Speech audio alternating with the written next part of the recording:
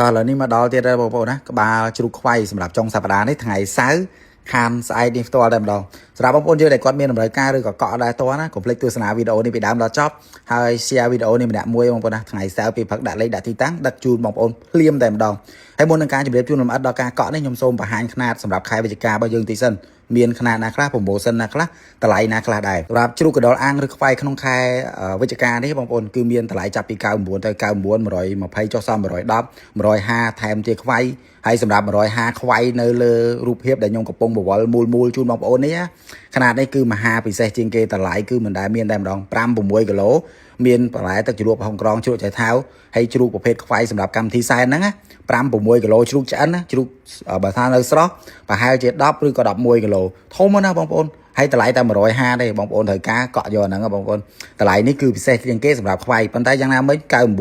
120 150ថែមទៀតខ្វៃនៅតែមានជាប្រភេទជ្រូកអាំងហើយបើសិនជាខ្វៃធំជាងនេះបន្តិច8 9គីឡូនេះអានេះក៏មានដែរបងប្អូនអាចចរចាបានតម្លៃចន្លោះ200ទេបងប្អូនហើយសម្រាប់ promotion ដែលទិញ2ថែម1ទិញ2ថែម1 150ហ្នឹងនៅតែមានទេបងប្អូនត្រូវការអាចធ្វើការកក់បាន2ថែម1 150ទិញ2បាន3ហើយសម្រាប់បងប្អូនដែលគាត់ត្រូវការຂະຫນាតធំជាងគេចន្លោះជាង10គីឡូហ្នឹងនៅតែថែមទាខ្វៃមួយគូដែរទេទាខ្វៃដែលថែមហ្នឹងគឺទាធំបងប្អូនណាអញ្ចឹងបងប្អូនដែលគាត់ទិញចង់បានហុងស៊ុយនឹងធំគ្នាច្រើនសមាជិកគ្រួសារច្រើនចង់បានຂະຫນាតធំហ្មងຂະຫນាតនេះស្រស់5 6 10គីឡូឆ្អិនហើយចន្លោះ10គីឡូថែមទាខ្វៃຂະຫນាតធំនេះមួយគូបន្លែទឹកជ្រលក់ប្រហុកអង្ក្រងបន្លែមាន2ប្រអប់ទឹកជ្រលក់3ដប free ដឹកដល់ទីតាំងដូចគ្នាអាហ្នឹងចន្លោះជាង10គីឡូហ្នឹងតម្លៃ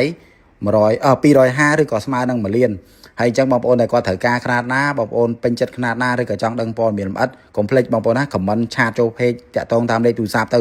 ផ្ញើតារាងលម្អិតជូនបងប្អូនទាំងអស់គ្នាហើយមានតម្លៃពិសេសទៀតបងប្អូនទិញច្រើនហើយសូមបញ្ជាក់ដែរថាឥឡូវរឿងក្បាលជ្រូកកណ្ដុរខ្វៃនេះរាល់សប្តាហ៍បងប្អូនខឹងខ្ញុំថាចុះមិនទទួលកក់ទុកមុនបងតម្លាក់លេខនៅក្នុងទីតាំងនៅក្នុងវីដេអូឲ្យតើណៃមិនជួយតាក់ទងបងឥឡូវសូមកុំខឹងឲ្យតិចចិត្តបន្តិចទៅដល់ថ្ងៃសៅរ៍ពេលព្រឹកម៉ោងពេលព្រឹកបងប្អូនតម្លាក់លេខតម្លាក់ទីតាំងទៅខ្ញុំតាំងដឹកជូនបងប្អូនហើយព្រោះជួនកាលបងប្អូន